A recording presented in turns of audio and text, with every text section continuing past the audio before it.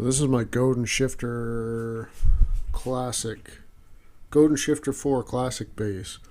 It's a fantastic bass. As you heard, though, it has a buzz that goes away when you touch the strings.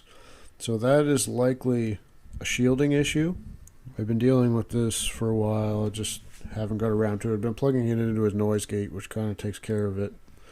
But I'd rather just kind of solve the problem.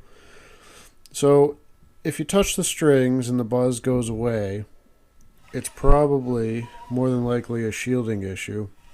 If you touch your strings and the buzz gets louder, then you probably have a ground issue.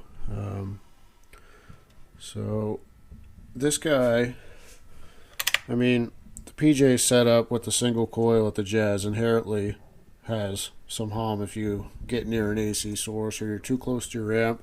But even on the P-bass setting, this thing buzzes like crazy. So there's something not quite right with this guy. So I'm going to just open him up and take a look.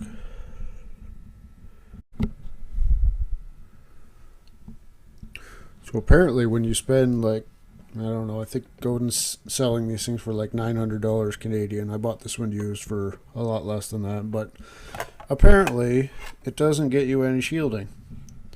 No foil in the back cover, which I guess isn't needed because it wouldn't touch anything anyway.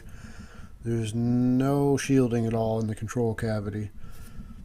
So it looks like we've got a shielded coax cable coming from the input. And then all the pickup wires, everything else exposed with no shielding around it. Or inside the cavity, just bare wood. So this guy could definitely use some shielding, which I believe will solve that buzz issue. There'll still be some 60 cycle hum from the Jazz pickup, but the buzz that kind of goes away when you touch the strings I find really annoying, so I will be shielding this guy. And some people like to use copper tape. I prefer a product called MG Chemicals Super Shield, which I just kind of paint on with a brush. After about 3 coats, it's very close to 0 ohms.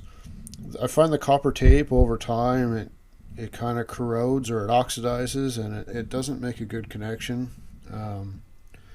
You know, between anywhere where there's a mechanical connection, like the back of your pickguard and your body. So I haven't been using copper shielding for a while. I've been using this MG Chemicals Super Shield nickel paint. Really good stuff. It's fairly expensive, but you can find smaller containers of very similar product on eBay for a pretty good price. Stuart McDonald also carries something, but I think they're pretty expensive. So eBay is the place I would go for shield paint.